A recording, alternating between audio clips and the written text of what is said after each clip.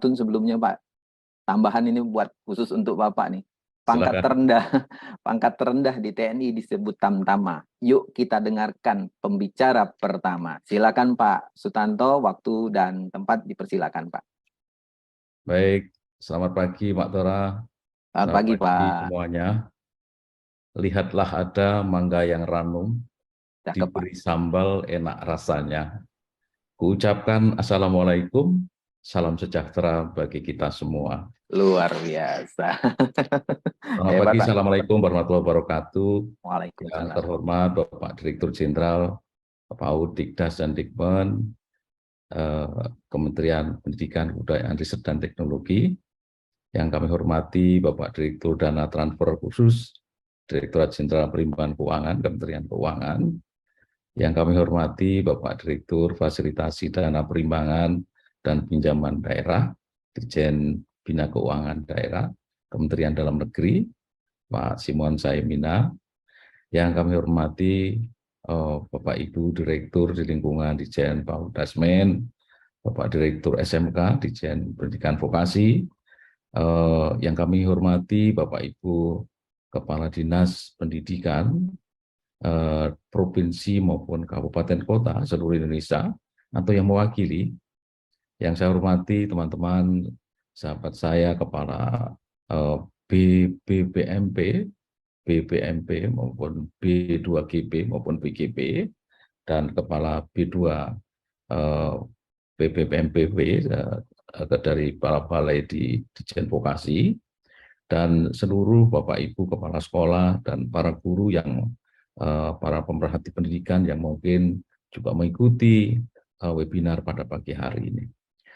Pertama tentunya kita perlu bersyukur, alhamdulillah kita masih diberikan kesehatan, diberikan kekuatan, sehingga pada pagi hari ini kita masih diberikan kesempatan untuk hadir sama-sama mengikuti webinar tentang rancangan kebijakan untuk pengelolaan dana bantuan operasional satuan pendidikan. Kita sebut rancangan karena memang mudah-mudahan minggu ini sudah ditandatangani Pak Dirjen, Pak Menteri, sehingga diharapkan di awal tahun 2023 kita bisa langsung digunakan sebagai pedoman dalam melaksanakan bantuan operasional sekolah. Jalan-jalan ke Pulau Bali, jangan lupa beli buah dan ikan. Hari ini mari kita berdiskusi bantuan operasional satuan pendidikan. Bapak Ibu yang saya hormati, setiap awal tahun biasanya kami memang selalu menyampaikan beberapa kebijakan, perubahan kebijakan terkait dengan kebijakan bantuan operasional sekolah. Kalau tahun ini kita 2023 namanya bantuan operasional satuan pendidikan. Kenapa itu penting disampaikan, Bapak Ibu yang saya hormati, dapat kami sampaikan bahwa dalam rangka pengelolaan satuan pendidikan, salah satu hal yang sangat penting adalah tentang biaya satuan pendidikan. Salah satu dari standar nasional pendidikan juga ada standar pembiayaan. Nah, kami dari Kemdikbud, Ristek, tadi Pak Dirjen juga sudah menyinggung, kita akan selalu melakukan pembenahan untuk meningkatkan kualitas tata kelola dari terutama dari pengelolaan anggaran di satuan pendidikan. Nah, tentunya kalau kita lihat anggaran pendidikan yang disalurkan ke satuan pendidikan, yang paling besar itu adalah memang bantuan operasional satuan pendidikan. Dari mulai PAUD, SD, SMP, SMA, SMK, dan SLB, itu anggarannya cukup besar tahun ini saja, hampir termasuk kesetaraan, itu hampir 60 triliun. Luar biasa anggarannya. Nah, tentunya karena ini anggaran dari negara, tentunya bagaimana kita bisa membelanjakan anggaran itu dengan sebaik-baiknya, dan tentunya kita harus membuat sebuah petunjuk teknis, harus membuat regulasi yang bisa dijadikan dasar oleh para kepala sekolah, oleh Bapak Ibu Kepala Dinas, dalam mengelola anggaran POS itu agar baik dan dalam pelaksanaan tidak ada satu yang tidak kita inginkan. Ini adalah satu hal yang perlu kami sampaikan. Nah, Bapak Ibu yang saya hormati, sebelum saya menyampaikan untuk pokok-pokok kebijakan tahun 2023, tentunya saya ingin sedikit merefleksi dari pelaksanaan pengelolaan dana POS tahun 2022. Coba slide terus saja. Slide.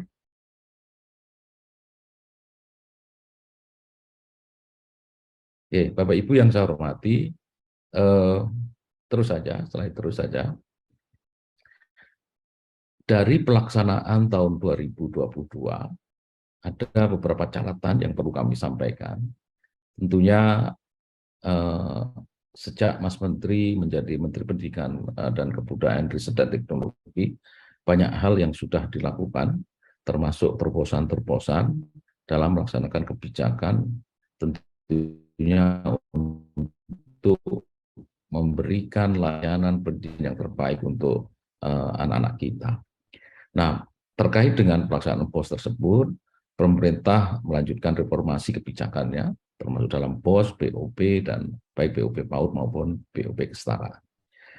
Sejak tahun 2021 dan juga dilanjutkan di tahun 2022, bahwa satuan biaya untuk POS dan BOP itu sudah dilakukan secara majemuk ya.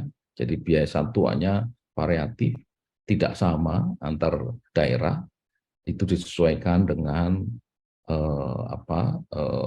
tingkat kemahalan di setiap daerahnya. Itu kita kalikan dengan indikator kemahalan konstruksi di daerah masing-masing, sehingga sekali lagi bahwa satuan biaya untuk POS dan BOP sejak tahun 2021 dan 2022 ini, untuk BOP-nya sejak 2022 kemarin itu majemuk, jadi variatif, jadi setiap daerah beda-beda. Kalau di catatan yang saya sampaikan di seperti slide ini, kenaikan satuan biaya terjadi pada 270 kabupaten kota, dan rata-rata kenaikannya itu 18%. Jadi ada yang minimal sama dengan tahun 2021, kalau tahun 2022 itu minimal sama tahun 2001, tetapi yang naik cukup besar. Nah, rata-rata kenaikannya itu 18% itu untuk yang BUP. Kalau yang POS sudah naiknya sejak tahun 2021. Nah, khusus wilayah 3T, daerah yang tertinggal, terluar, terpencil, itu rata-rata mengalami kenaikan satuan biaya itu kurang lebih 51%. Cukup tinggi di daerah-daerah yang di ujung-ujung sana, karena memang tingkat kemahalannya juga cukup tinggi, sehingga naiknya hampir 51, rata-rata 51%. Kemudian catatan kami yang kedua, penyaluran POS, BOP, PAUD, dan kesetaraan langsung ke satuan pendidikan. Bahkan untuk POS sudah dimulai tahun 2021. Nah, yang untuk BOP, baik PAUD dan kesetaraan, itu disalurkan langsung ke satuan pendidikan. Jadi, kenapa langsung ke satuan pendidikan? Karena tentunya agar lebih cepat diterima di satuan pendidikan. Jadi, ini kita memang menginginkan agar di awal tahun anggaran, jadi bukan tahun ajaran, karena anggaran ini dikemas dalam tahun anggaran, bukan tahun ajaran. Kalau pembelajaran kan mulai tahun ajaran,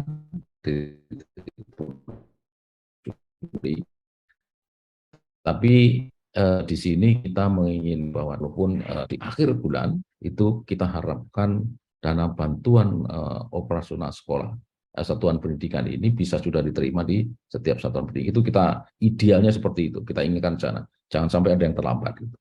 Nah, catatan kami di dalam penyaluran langsung ke satuan pendidikan ini, yang pertama, penyaluran tahap 1 dana POS dilakukan akhir bulan Januari. Jadi kemarin sudah disalurkan mulai akhir Januari untuk POS-nya. Nah, penyaluran ini menjadi penyaluran tercepat sepanjang penyaluran dana POS langsung ke satuan pendidikan.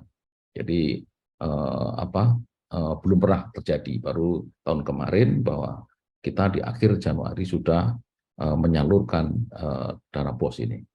Yang kedua, catatan kami pada tahun 2021 penyaluran dana BOP PAUD dan BOP kesetaraan tahap 1 kesatuan pendidikan melalui kabupaten kota itu diterima di kabupaten kota di satuan pendidikan itu baru bulan Mei.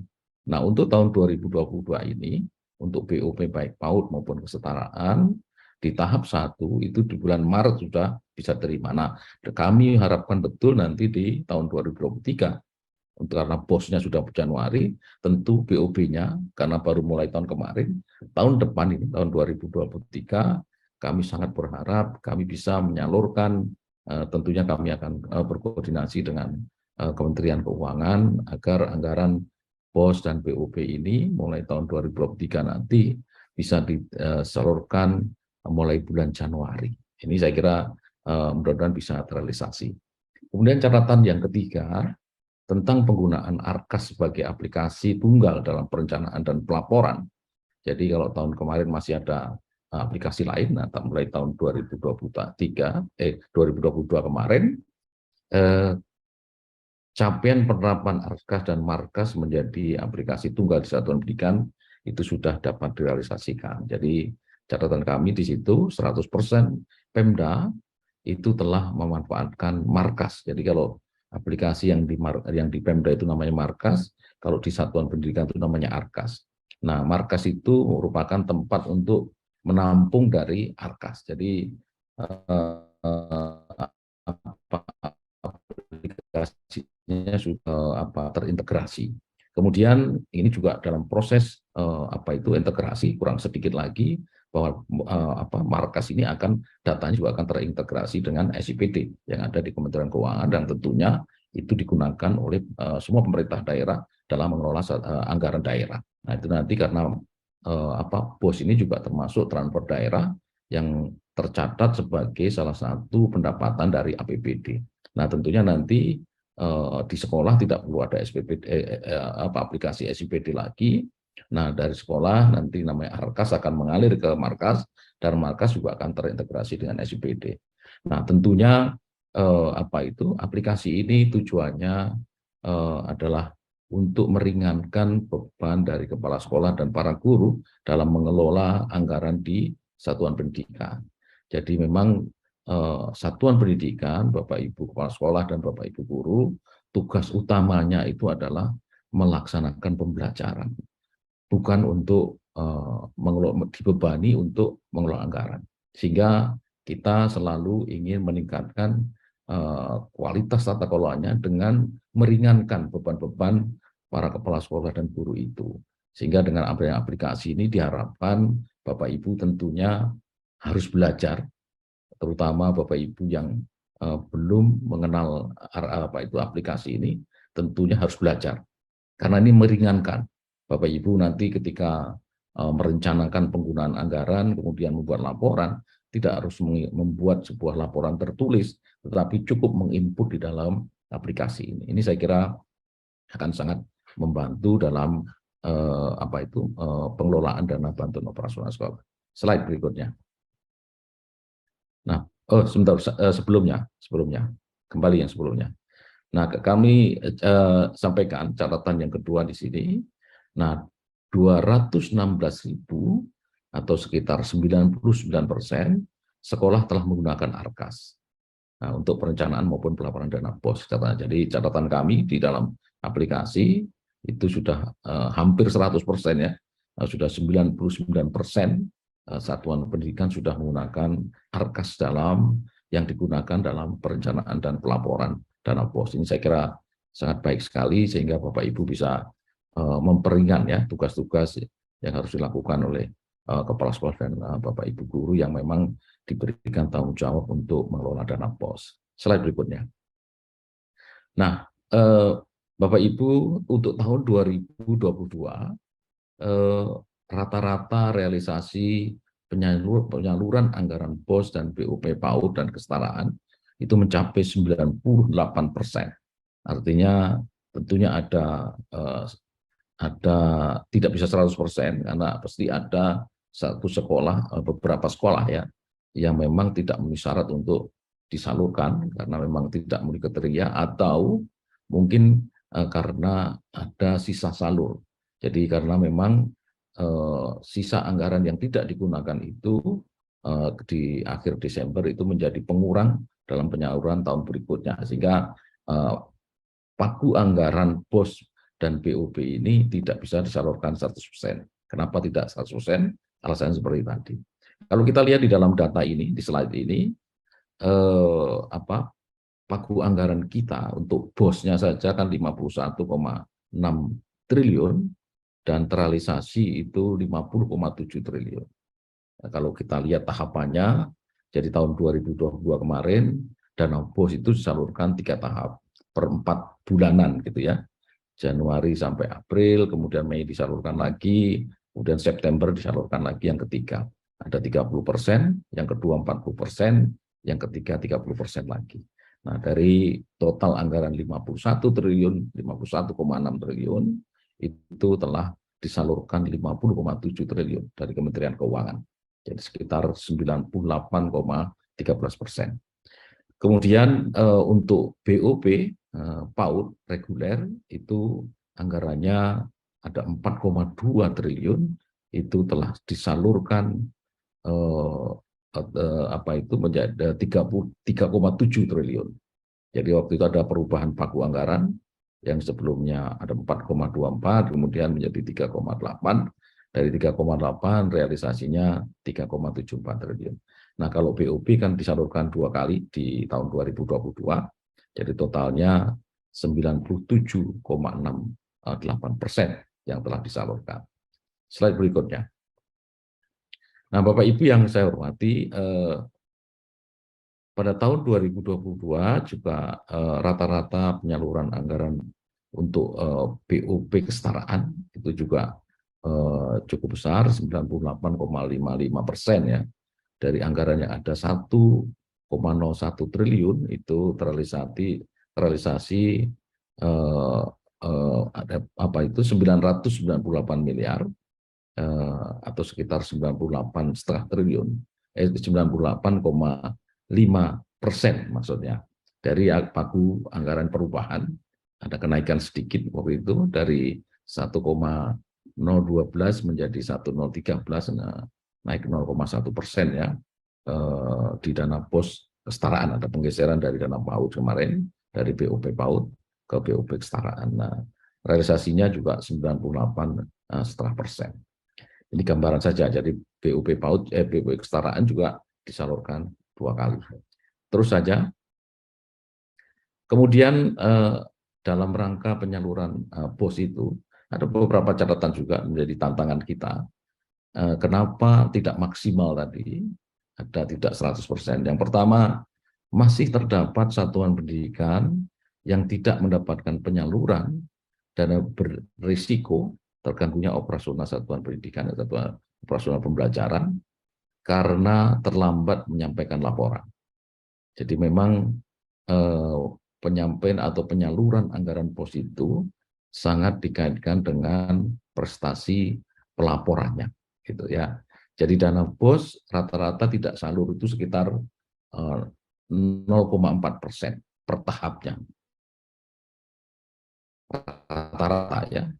Nah, dana BOP PAUD yang tidak salur itu kira-kira 3,5%. Jadi yang paling bagus dana BOS, jadi hampir 100% ya. Jadi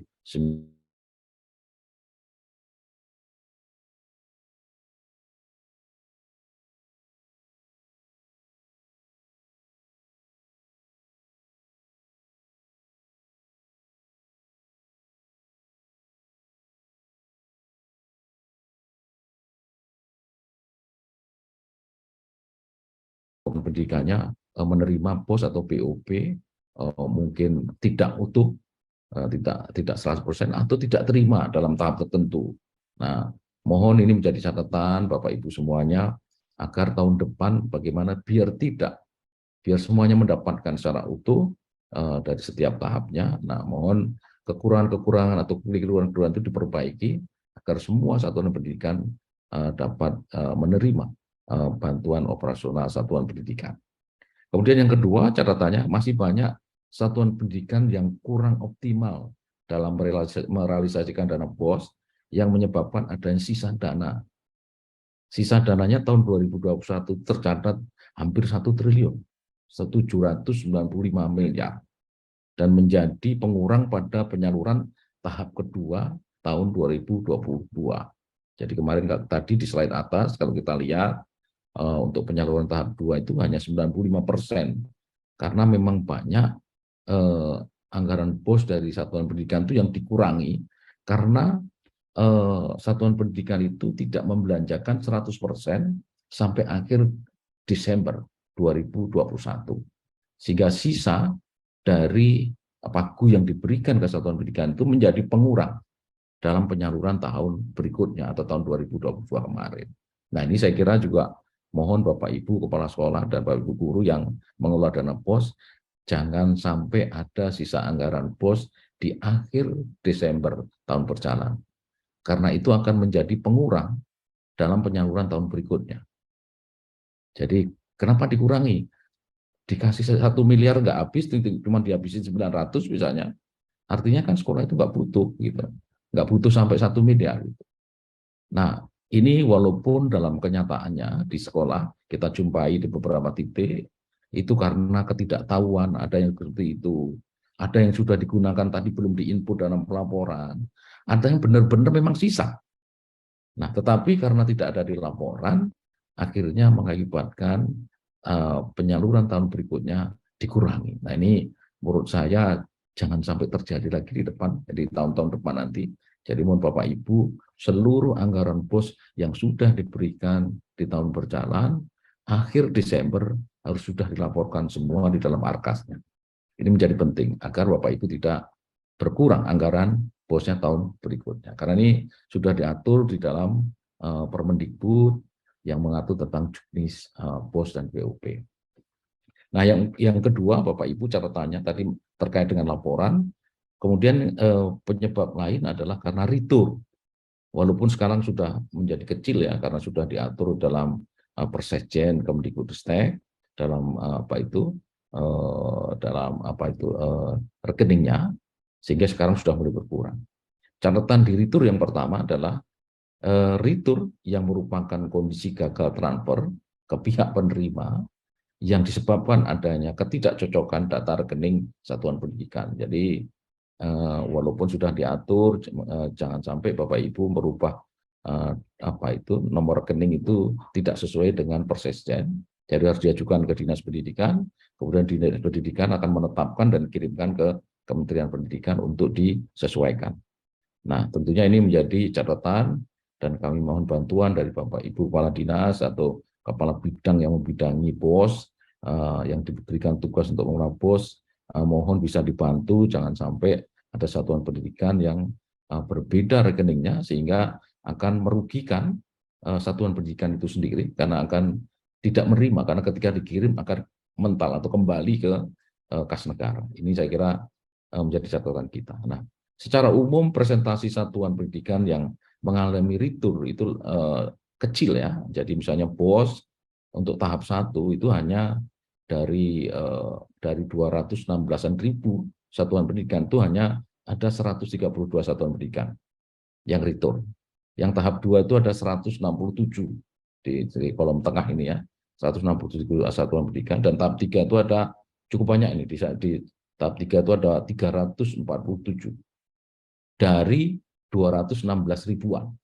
Nah, ini menjadi walaupun kecil ya, tapi prosentasenya kecil, tapi angkanya banyak juga, ada 347 satuan pendidikan. Nah, ini mohon ke depan tidak ada lagi, karena ini yang dirugikan anak-anak kita dan satuan pendidikan tentunya. Kemudian yang BOP, tahap 1 itu ada 360 satuan pendidikan yang retur, kemudian tahap 2 347 satuan pendidikan. Yang BOP kesetaraan, tahap 1 ada 22 satuan pendidikan, dan tahap 2 ada 24 satuan pendidikan.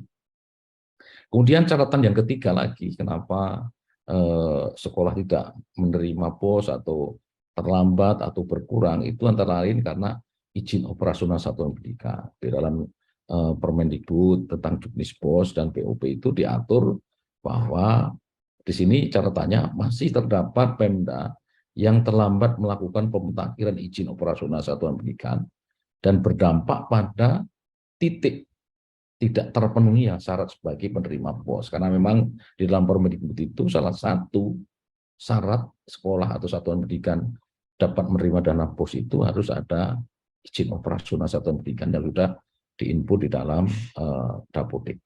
Ini menurut saya juga menjadi penghambat sehingga satuan pendidikan tidak. Jadi mohon betul jangan diremehkan ini, karena ketika tidak dilakukan sekolah itu tidak dapat. Nah, yang perlu diketahui juga, kalau sekolah negeri, apabila satuan pendidikan tidak menerima dana BOS, maka pemerintah daerah bertanggung jawab. Itu diatur di dalam Permendikbud. Pemda akan bertanggung jawab untuk memberikan dana BOS, menjadi BOSDA di sana ya. Kalau itu satuan pendidikan yang swasta, tentunya badan hukum atau yayasan pengelola sekolah itu yang bertanggung jawab. Nah, ini saya kira akan berpengaruh perpindahan tanggung jawab. Nah, agar tidak terjadi itu, nah mohon Bapak Ibu untuk yang sekolah negeri, Pemda juga menjadi tanggung jawab mengingatkan agar selalu menyampaikan data-data yang sesuai dengan yang diharapkan, kemudian melaporkan dan tidak ada sisa di akhir tahun anggaran. Ini catatan-catatan refleksi dari tahun 2022 kemarin. Terus saja. Nah, Bapak Ibu, kira-kira kebijakan apa yang berubah di tahun 2023 ini? Jadi memang kita selalu memperbaiki kebijakan ini, tentunya tujuannya hanya untuk mempermudah satuan pendidikan, untuk memberikan keleluasaan, fleksibilitas untuk satuan pendidikan. Yang pertama, nah tahun 2023, BOS, BOP, PAUD, dan BOP kesetaraan menjadi bagian BOSP. Jadi dari sisi nomenklaturnya, itu nomenklaturnya menjadi satu, namanya BOSP, Bantuan Operasional Satuan Pendidikan. Gitu. Kalau kemarin masih ada BOS, masih ada BOP. Nah sekarang nomenklaturnya berubah menjadi BOSP, Bantuan Operasional Satuan Pendidikan.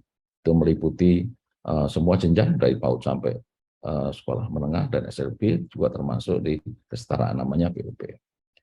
Nah, catatannya di sini, dana BOS merupakan jenis menu kegiatan dari program dana bantuan operasional satuan pendidikan yang bersumber dari dana alokasi khusus non-fisik.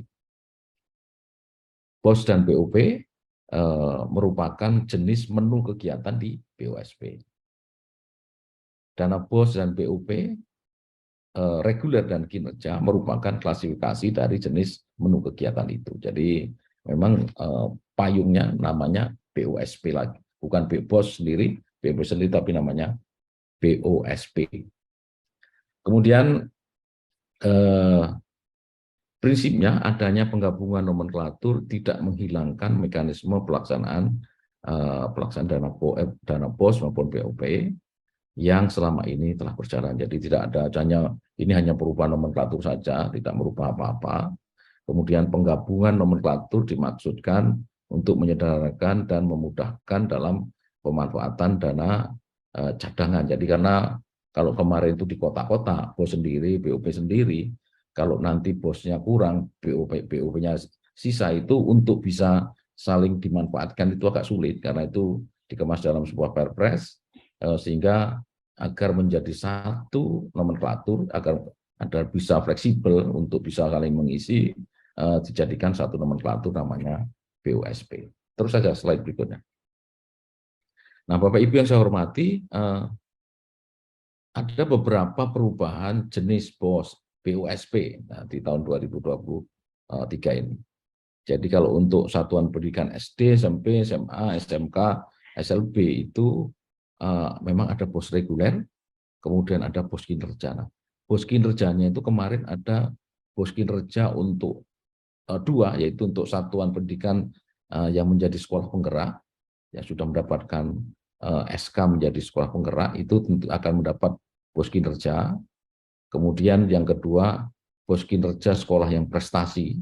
Ya, prestasi itu karena memang di satuan pendidikan itu menghasilkan talenta-talenta ya, siswa-siswa yang berprestasi dalam olimpiade, baik di tingkat internasional maupun nasional. Kemudian ada tambahan pos kinerja sekolah berkemajuan terbaik. Nah, ini diukur dari hasil AN-nya. Jadi seluruh satuan pendidikan semua jenjang yang untuk SD, SMP, SMA, SLB yang prestasi AN-nya itu 15 besar terbaik di kabupaten kotanya. Itu akan ada tambahan pos kinerja. Jadi 15% terbaik satuan pendidikan di kabupaten kota maupun di provinsinya itu akan mendapatkan bantuan pos kinerja untuk sekolahnya. Nah, kemudian yang di PAUD belum ada, yang untuk kinerja berkemajuan terbaik itu, yang ada nanti di kesetaraan. Jadi ada tambahan itu saja, yang lain sama. Jadi ada satuan pendidikan yang nilai AN-nya itu terbaik 15% terbaik di daerahnya, itu akan ada tambahan pos kinerja, walaupun nggak banyak. Nah, itu juga akan dilihat dari terbaik dan delta kenaikan dari tahun sebelumnya. Jadi misalnya tahun 2021 kemarin nilainya rata-rata 2,5 begitu, menjadi 2,8 misalnya, itu naik 0,3 poin, itu akan tentunya, dan itu 15% terbaik di kabupaten kotanya itu akan mendapat tambahan pos kinerja. Ini perubahan tentang jenis-jenis dari bantuan operasional satuan pendidikan. Terus saja. Nah, kemudian kalau kita lihat anggaran yang disiapkan oleh pemerintah untuk dana BOSP itu, totalnya ada 59,8 triliun, naik sekitar 0,5% yang tahun sebelumnya, tahun 2022 itu 58,79%. Dan rinciannya seperti di slide ini, untuk pos reguler itu dari SD, SMP, SMA, SMK, SLB itu ada 51 triliun, 51,6. Kemudian pos kinerjanya totalnya untuk jenjang yang saya sebutkan tadi 1,65%. Kemudian untuk yang BOP PAUD itu jumlah satuan pendidikannya yang reguler itu 182.000. Kalau tadi yang pos regulernya kan ada 217 199 satuan pendidikan. Kemudian untuk yang BOP untuk PAUD-nya 182.000, itu kira-kira 3,8 triliun. Kemudian untuk BOP kesetaraan yang jumlah satuan pendidikannya itu 8.161, uangnya sekitar 1,4 triliun. Dan ada cadangan buffer, yang ini untuk kalau ada selisih dalam perhitungan, itu ada cadangan sekitar 267 miliar untuk pembiayaan dana POS dan BOP yang jadikan satu namanya BOSP. Terus saja. Nah, Bapak Ibu yang saya hormati, kami ulangi lagi, jadi syarat dan kriteria penerima POS, reguler dan kinerja tidak mengalami perubahan, kecuali ada pada POS kinerja prestasi dan kinerja berkemajuan terbaik tadi, memang ada perubahan sedikit. Jadi syarat dan kriterianya, dan mohon Bapak Ibu, terutama Bapak Ibu kepala sekolah dan Bapak Ibu kepala dinas, jangan sampai ada satuan pendidikan yang tidak memenuhi syarat dan kriteria ini. Yang pertama misalnya memiliki NPSN yang terdata pada aplikasi Dapodik. Nah, ini tentunya kalau tidak ada ini nggak bisa gitu. Yang kedua, telah mengisi dan melakukan pemutakhiran data pada aplikasi Dapodik sesuai dengan kondisi real, itu paling lambat setiap tahun, paling lambat itu 31 Agustus tahun berjalannya. Karena updating data di paling akhir 31 Agustus tahun berjalan itu akan menjadi dasar dalam perhitungan dana POS tahun berikutnya. Jadi kalau 31 Agustus 2022 kemarin, itu akan menjadi dasar perhitungan untuk tahun 2023.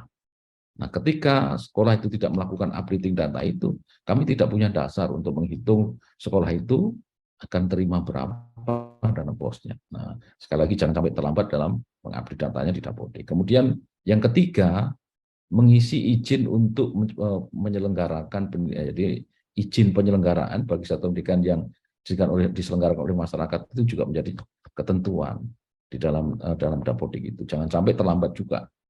Kemudian yang keempat, memiliki rekening. Nah, rekening ketentuannya sesuai dengan Persesjen, Kemdikbudristek, itu harus ditetapkan oleh pemerintah daerah, tidak diusulkan sendiri.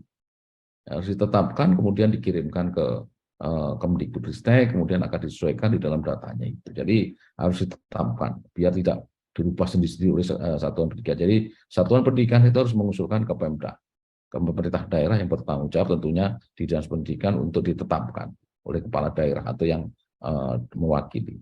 Kemudian yang lima, tidak merupakan satuan pendidikan kerjasama. Jadi memang satuan pendidikan kerjasama tidak mendapatkan BOS karena SPK itu adalah sekolah yang sudah dinilai baik, terutama dari sisi kemampuan pembiayaannya. Jadi dianggap sudah mampu, sangat mampu, bukan hanya mampu, sehingga tidak mendapat BOS. Kemudian yang keenam, tidak merupakan satu pendidikan yang dikelola oleh kementerian atau lembaga lain. Jadi kalau ada sekolah yang sekolah kedinasan yang dikelola oleh kementerian lain misalnya, itu tidak akan dapat BOS. Jadi kalau sekolah-sekolah nasional yang lain, tentunya syaratnya tadi hanya ada 4 sebetulnya.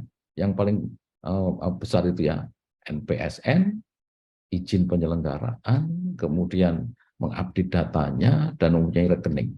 Nah, ini menjadi catatan. Nah, kemudian kalau yang mendapatkan BOS kinerja karena prestasi itu apa? Tentunya sekolah yang menerima dana BOS reguler, kemudian pernah memperoleh paling sedikit mendapatkan penghargaan, satu penghargaan atau medali, sertifikat prestasi pada ajang talenta, baik di tingkat provinsi nasional maupun internasional.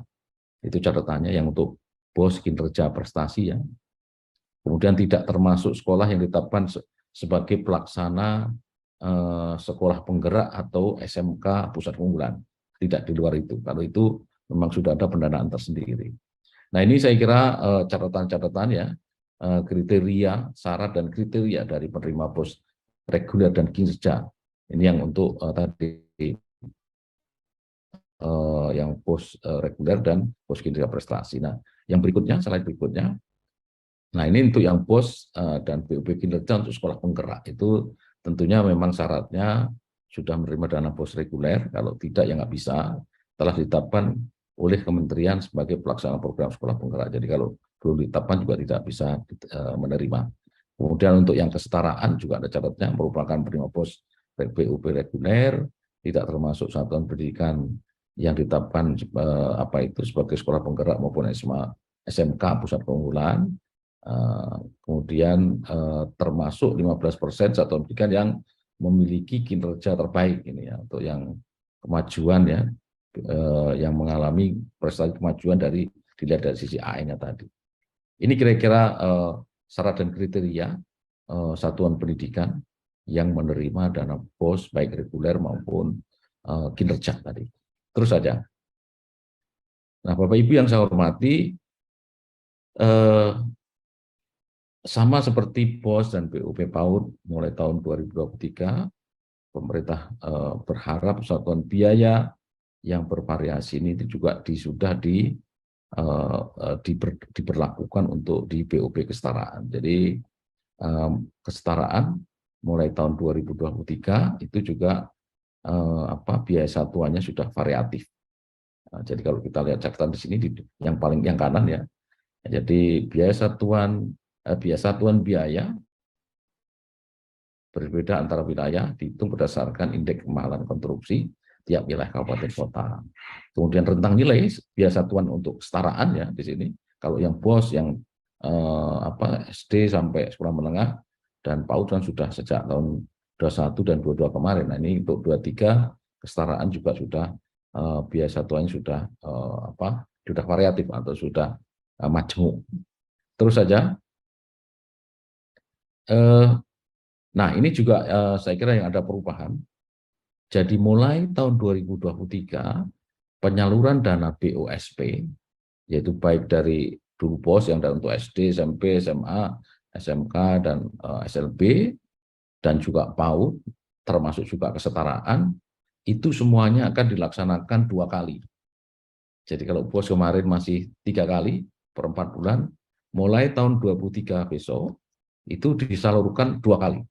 Jadi 50%, 50%. Nah, nanti di juknis akan berubah. Jadi Bapak Ibu akan menerima, tentunya sekali menerimanya akan lebih besar ya.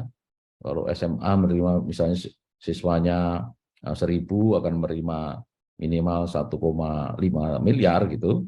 Dulunya akan menerima 30%-nya, 40%, 30%, nanti akan menerima 2 kali. Kalau 1,5 miliar berarti 750 tahap pertama dan 750 juta di tahap kedua. Jadi akan berubah tahapannya. Terus saja. Kemudian tentunya penyalurannya juga akan memperhitungkan sisa dana tahun anggaran sebelumnya. Jadi sekali lagi tadi saya sudah mengingatkan, di akhir Desember jangan ada sisa. Semua sudah dilaporkan di dalam arkasnya.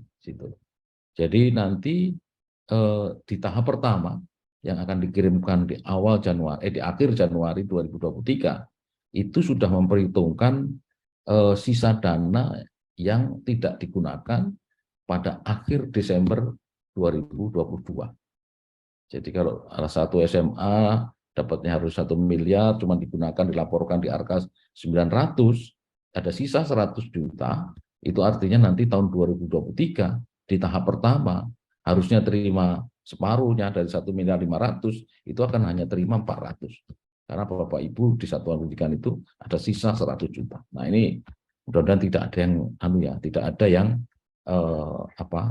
menerima dikurangi tadi, tidak ada yang dikurangi tadi. Jadi catatan sekali lagi kami mengingatkan betul itu. Terus saja.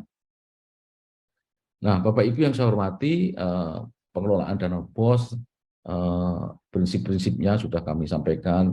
Ini tidak berubah dari tahun ke tahun. Tentunya fleksibel, efektif, efisien, akuntabel, dan transparan.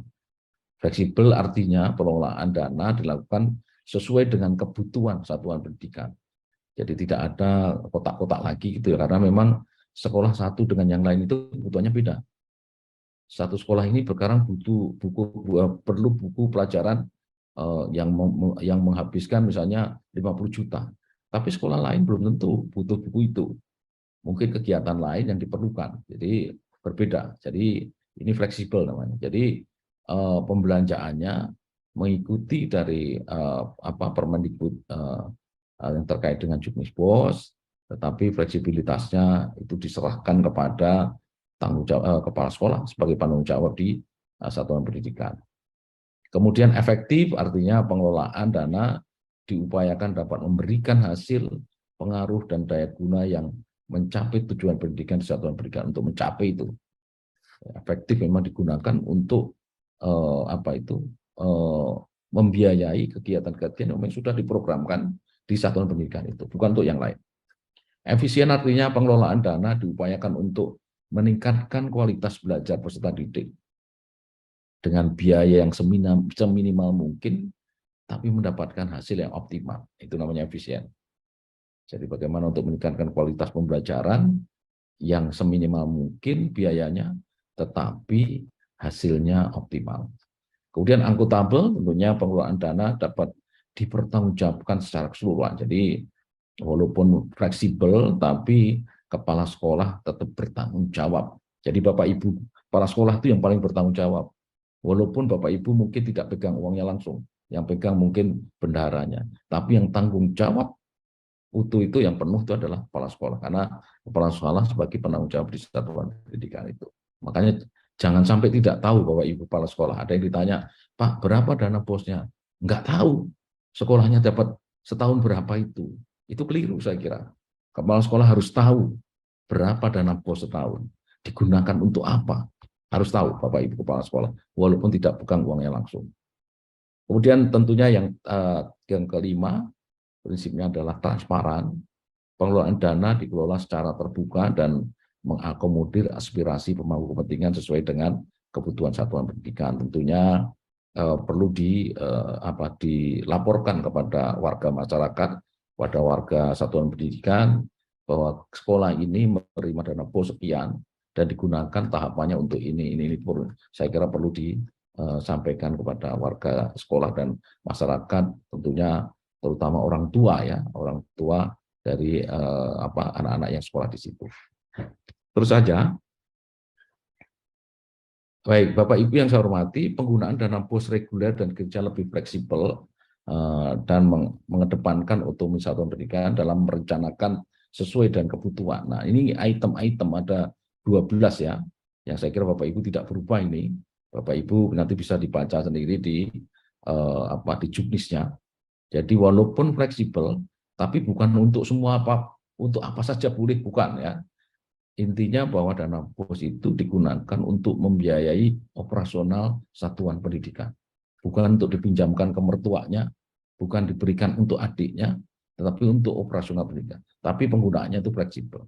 Jadi artinya jangan fleksibel itu dianggap seluas-luasnya untuk apa saja boleh. Itu tidak. Jadi ada 12 item besar yang ada di juknis, nanti Bapak Ibu bisa didiskusikan di satuan pendidikan oleh semua warga satuan pendidikan, dan bisa diskusikan juga untuk antar satuan pendidikan juga bisa apabila pemahaman untuk penggunaan itu belum dirasa belum diketahui. Nah, itu bisa didiskusikan. Nanti dibaca sendiri, ada di juknisnya nanti. Kemudian terus saja, sama ini juga untuk penggunaan BOP PAUD-nya reguler, itu ada 10 hal, 10 besar, ini juga ada di juknis, nanti tolong dibaca. Dari mulai untuk biaya penerimaan peserta baru, sampai untuk memberikan insentif untuk guru honorer, itu ada semua di sini. Nah, aturannya seperti apa, tolong nanti diperdalam di dalam juknisnya. Terus saja, kemudian yang untuk BOS, BOP, kinerja sekolah penggerak, ini juga ada di situ ketentuannya untuk apa saja, itu ada 4 item. Kemudian untuk kinerja satuan pendidikan yang prestasi, untuk apa saja anggarannya, itu juga ada di sini. Dan untuk yang kesetaraan kinerja berkemajuan terbaik tadi, yang karena nilai AN-nya itu terbaik di kabupaten kotanya atau di provinsi, atau ada delta kenaikan yang cukup besar, itu nanti juga ada 2 hal yang bisa digunakan di sini. Untuk apa saja itu ada di sini, bisa digunakan. Terus saja. Kemudian pelaporan. Nah, ini saya kira ini juga menjadi penting. Selain menjadi syarat penyaluran, tadi sudah saya sampaikan bahwa untuk pelaporan itu menjadi syarat penyaluran. Mulai tahun 2023 akan diberlakukan skema pemotongan penyaluran bagi satuan yang terlambat menyampaikan laporan. Nah, ini ketentuan baru ini. Ketentuan baru ya. Jadi yang pertama tentang pelaporan. Pelaporan tiap tahapan menjadi syarat penyaluran. Jadi laporan keseluruhan tahun 2002, jadi tahun sebelumnya, itu menjadi syarat tahun penyaluran tahap pertama tahun 23. Jadi penyaluran tahap pertama 23, itu syaratnya pelaporan akhir dari 2022. Kemudian laporan tahap 1 di tahun 2023, itu menjadi syarat untuk penyaluran tahap kedua. Dan minimal telah merealisasikan paling sedikit 50%. Jadi laporannya itu misalnya tahap 1 itu dananya 500 juta, itu minimal 50%, itu berarti dari 500 berarti 250 sudah dipertanggungjawabkan. Itu sudah boleh bisa menerima tahap kedua. Nah, tidak harus 100%. Tapi di akhir tahun, nanti di akhir tahun 2023, itu harus sudah dilaporkan semua untuk syarat penyaluran semester 1 atau tahap 1 2024 gitu. Nah, ini saya kira yang agak berubah ya dari tahun sebelumnya. Jadi mohon tidak harus diketahui betul, diskusikan di situ bagaimana tidak menyimpang atau tidak menyalahi ini agar Bapak Ibu menerima anggarannya penuh ya gitu. Dan laporannya hanya menggunakan satu aplikasi namanya Arkas. Kalau kemarin masih ada dari aplikasi yang dari BOS Salur ya, tapi sekarang hanya satu. Dari mulai 23 nanti laporan dari penggunaan dana BOS maupun BOP itu menggunakan aplikasi Arkas. Kemudian batas waktunya untuk tahap 1 itu paling lambat 31 Juli 23 itu hitungannya sudah mundur 1 bulan ya. Tahap 1 itu kan 6 bulan sampai Juni. Nah, ini paling lambat laporannya 31 Juli 23. Nah, tentunya kalau terlambat, Bapak Ibu pas tahap pertama juga akan terima terlambat kalau terlambat.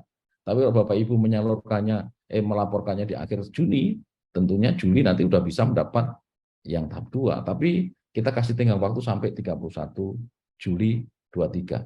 Kalau terlambat sebulan, nanti di slide berikutnya akan ada berapa dendanya gitu ya. Jadi yang akan dipotong berapa persen itu ada. Jadi ini sudah menjadi kesepakatan dengan Kementerian Keuangan dan Bappenas bahwa kita harus memperlakukan itu nanti. Kemudian tahap kedua itu paling lambat 31 Januari. Jadi tahap 2 itu kan berakhir sebetulnya 31 Desember. Tapi akan diberlakukan yang dianggap terlambat itu kalau melaporkan melebihi dari 31 Januari. Itu baru dianggap terlambat. Walaupun harusnya 30 Desember sudah selesai. Gitu. Ini jadi ketentuan yang baru. Terus saja. Kemudian pelaporan yang lain jadi juga sama ya dengan yang tadi yang pelaporan dana BOP, PAUD dan kesetaraan selain menjadi syarat penyaluran mulai tahun 23 akan diberlakukan skema pemotongan penyaluran bagi satuan pendidikan. Itu hampir sama. Ya, jadi tadi ketentuan waktunya juga sama. Gitu. Terus saja. Nah, ini yang terakhir. Jadi Bapak Ibu, jadi tadi misalnya laporan tahap 1. Itu kan harusnya tahap 1 itu sampai 31 Juni sudah selesai. Kemudian kalau sudah dilaporkan, berarti tahap kedua Juli sudah diterima. Tapi kan paling lambat tadi dilaporkan, dikasih waktu, tenggang waktu 1 bulan dari tahap 1. Jadi 31 Juli. Kalau melewati 31 Juli, kalau misalnya menyampaikan laporannya baru Agustus, itu tahap 2-nya akan dipotong 2%. Kalau lewat dari Agustus masuk September baru laporan, itu dipotong lagi 3%. Kalau terlambat lagi baru Oktober dilaporkan, itu dipotong 4%. Sehingga nanti untuk penyaluran tahap keduanya itu akan dipotong 4% kalau terlambat sampai Oktober. Nah, ini menurut saya ketentuan baru. Nah, mohon Bapak Ibu, kenapa demikian? Karena ini untuk menertibkan, biar agar Bapak Ibu, karena Bapak Ibu menerima anggaran dari APBN, tentunya itu anggaran dari negara itu dari rakyat. Nah, tentunya Bapak Ibu punya kewajiban untuk melaporkan. Ya, kenapa dikasih denda? Agar tidak terlambat sebetulnya maksudnya. Biar Bapak Ibu melaporkan tepat waktu. Gitu. Jadi diberi punishment agar sebetulnya memberikan pelajaran agar tidak terlambat. Baik, itu saya kira Bapak Ibu yang dapat. Slide berikutnya. Ya, jadi Bapak Ibu itu yang perlu kami sampaikan dan tentunya anggaran itu bisa digunakan secara maksimal di satuan pendidikan dan diharapkan Bapak Ibu seperti arahan Pak Dirjen tadi, satuan pendidikan itu harus melakukan transformasi. Dalam kebijakan Merdeka Belajar itu seluruh satuan pendidikan harus melakukan transformasi. Ciri dari satuan pendidikan yang melakukan transformasi itu ada 4. Yang pertama tadi Pak Dirjen sudah menyebutkan juga, satuan pendidikan itu harus benar-benar berpihak kepada siswanya, pada muridnya. Semua keputusan yang diambil haruslah menomorsatukan murid dan pembelajaran. Bagaimana agar layanan pembelajaran menjadi baik untuk siswanya. Cirinya harus seperti itu. Yang kedua, lingkungan belajarnya harus aman, nyaman, menyenangkan, dan inklusif. Itu ciri satuan pendidikan yang melaksanakan transformasi yang kedua. Ya. Bagaimana kita, Bapak Ibu, kepala sekolah, dan para guru dengan anggaran yang ada itu bisa menciptakan lingkungan belajar yang aman, nyaman, menyenangkan, dan inklusif. Yang ketiga, satuan pendidikan harus mengembangkan budaya refleksi dan setiap aspek pengelolaannya. Jadi gemar belajar, berbagi, berkolaborasi, kemudian melakukan introspeksi di satuan pendidikannya, melihat kekurangannya apa, bagaimana memperbaikinya. Dan itu harus dilakukan secara berkesinambungan setiap saat. Agar sekolah itu berkualitas. layanannya menjadi baik, kemudian lulusannya menjadi lulusan yang terbaik. Yang terakhir, ciri dari satuan pendidikan yang melakukan transformasi itu hasil belajar murid pada satuan pendidikan terus mengalami peningkatan. Kalau hasil AM-nya tahun ini 2,2, tahun depan meningkat menjadi 2,3 atau menjadi 2,4.